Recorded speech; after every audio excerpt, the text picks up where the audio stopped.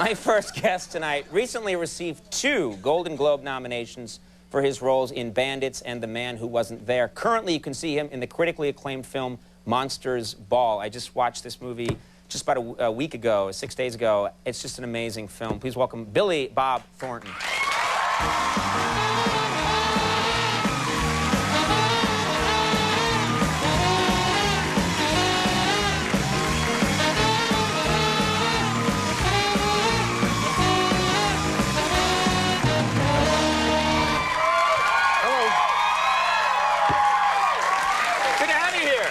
Thank you very much. Thank you. I gotta dress like you, I've decided. You know how to dress. You've got a great look. You know, Regis tried to talk me out of my clothing this morning. Regis, yeah, Regis has the fashion sense suddenly. Yes, he does. You're wearing the wrong thing. Don't wear a beanie. Get rid of the beanie. You're doing it all wrong. I think you're doing just fine. I wouldn't listen to Regis about that. No, he was trying to get them. He wanted to be hipper. Oh, he wants to wear it. Regis wants to be hipper. Just so you know. Yeah.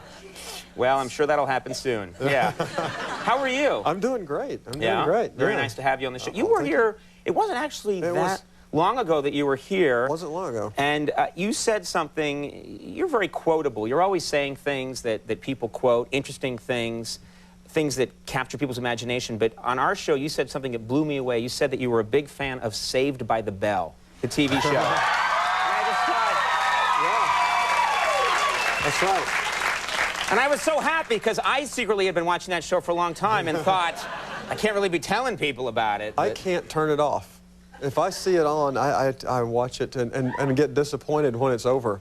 I really do. Okay, that's weird. I know. But do you watch Saved by the Bell the college years? Did you watch those ones, or did you stick to them in high school? It's a little bit like the Andy Griffith Show when it went to color. Yeah, you know what I mean? Yeah. I don't really watch the college years much. No, once Screech starts helping Mr. Belding, it's over. I know. It's like I know. No, I'm not fond of that. The college years. I like the other. You're also. I know that you are one of. I read this somewhere. I heard this about you, that you're a fan of.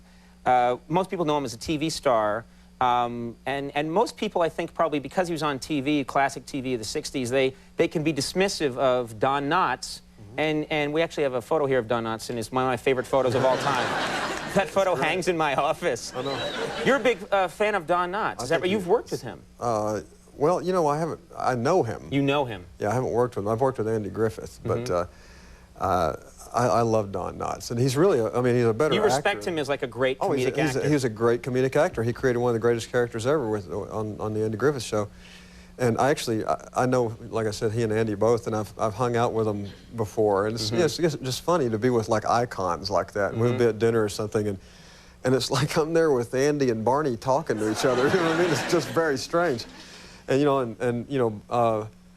know, Barney or Don, Don would say something like, "Ange, who was that girl that, you know, whatever." I can't do an impression of him, but he would ask Andy a question, and Andy would say, "Oh, she was a tough one," you know, like that. And I'm just like, wow, sitting here with Andy and Barney. It's very strange. It's like you fell into the TV set of your youth. Yeah, it is. It's very strange. And Don has some sort of condition, an eye condition, where he doesn't see well, and I think it's some sort of progressive condition. It's really, I mean, it's a serious thing, but on a funnier note, he has, I thought it was really bad, I thought he was like practically blind. You thought he was like legally blind? I thought he was like legally blind or something when I went out one night, and a friend of his dropped him off to dinner with me, and I was going to give him a ride home.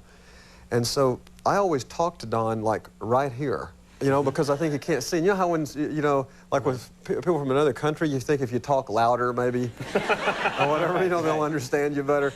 Well, I thought, you know, if I get right in his face, the conversation will go better because he can't see. So he's right here, and I'm right here, and I would also talk louder. He could hear fine, but I would talk louder just because I thought he couldn't see.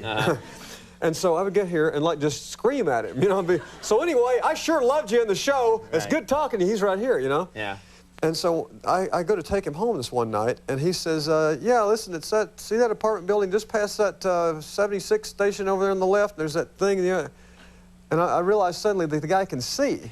And I think, he must think I'm insane, because every time I see him, I get right here and talk to him, you know? I mean, he thinks you're coming on to him. Come, I gotta talk to you. Yeah, really weird. Monsters Ball, I mean, this movie came out since the last time you were here, and I got a tape of this this movie. I was talking to Halle Berry about this the other night, and I just think this is it's a really great movie. Shoeless Halle Berry. That's right. She took her shoes off. She came out with no shoes, which was very sexy.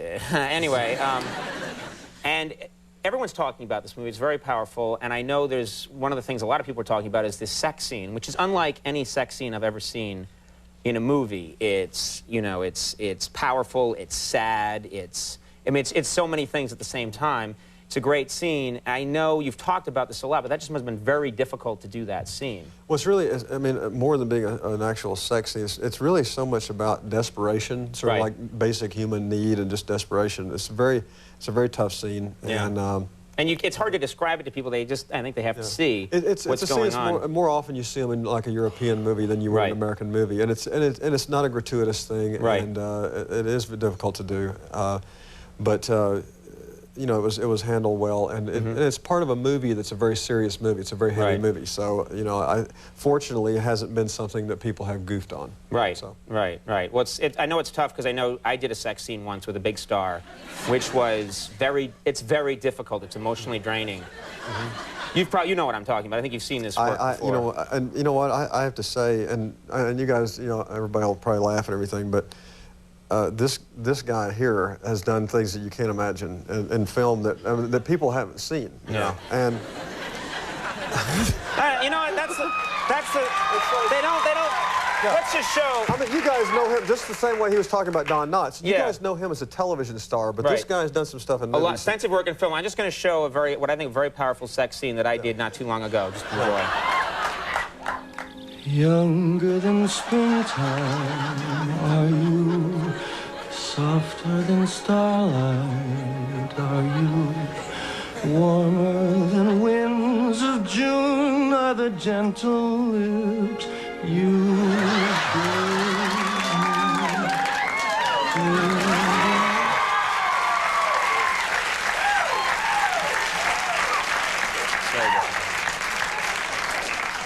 Thank you for being respectful of my work. I appreciate it. That's right. Yeah.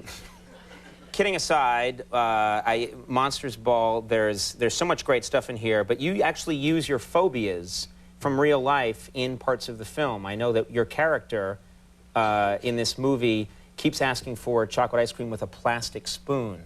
That's important. Is that something that you brought to the film because that's a phobia of yours, using metal spoons? Well, I had done this movie Bandits where I played a guy who had a bunch of phobias. I'd used some of mine in there, like, you know, the fear of Benjamin Disraeli's hair and things like that. But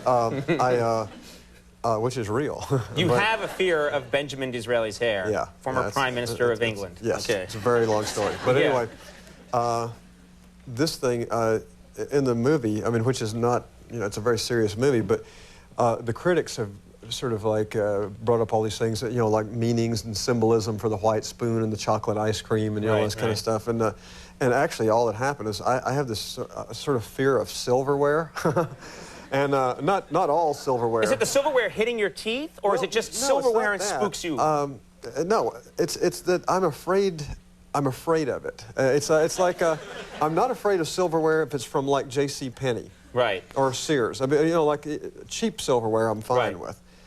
It's like real silver that I'm creeped out by. Or also silverware that I think somebody's been using for maybe like digging in things or something. I don't know. I'm not eating with it. Where have you been eating? It's like if somebody just brings you something and says, here's a spoon. I don't know where that thing's been. You know? So the prop guy comes up to me and he sets down the ice cream. We're going to do the scene, because in the movie my character eats chocolate ice cream all the time. So I said, do you mind if, let's say the character eats only with plastic spoons. And it became this thing in the movie where I've always asked for a plastic spoon when I'm in the diner. But it's really just because I didn't want whatever the hell kind of spoon it was they had. You know? I just love film critics now, like you say, for like 20 years, are going to be saying, what's the plastic? It's a fake society. That's what he's conveying. That's what they do, and it's really just a good one, actually. I'm creeped out by that spoon. I don't know where it's been. Can I have a plastic one? We have a clip here from Monsters Ball. Anything we need to know?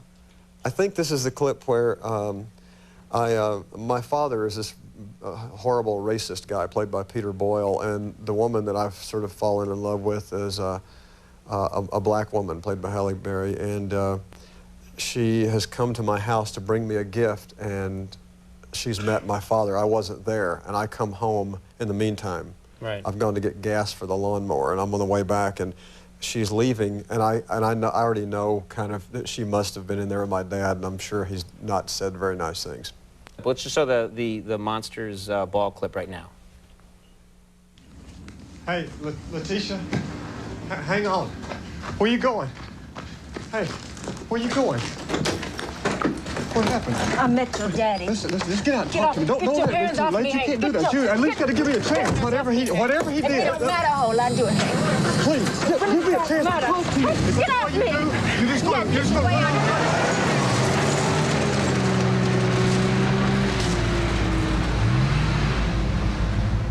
Hey, you guys are great in this movie. Monsters Ball is in select theaters now. It's expanding further in the weeks ahead. And congrats on being named Best Actor of the Year by the National Board of Review. Thank you. You deserve all this nice stuff. Thanks, Scott. Billy Bob Thornton, Maya Rudolph coming up. We'll take a break. We'll be right back. That was great.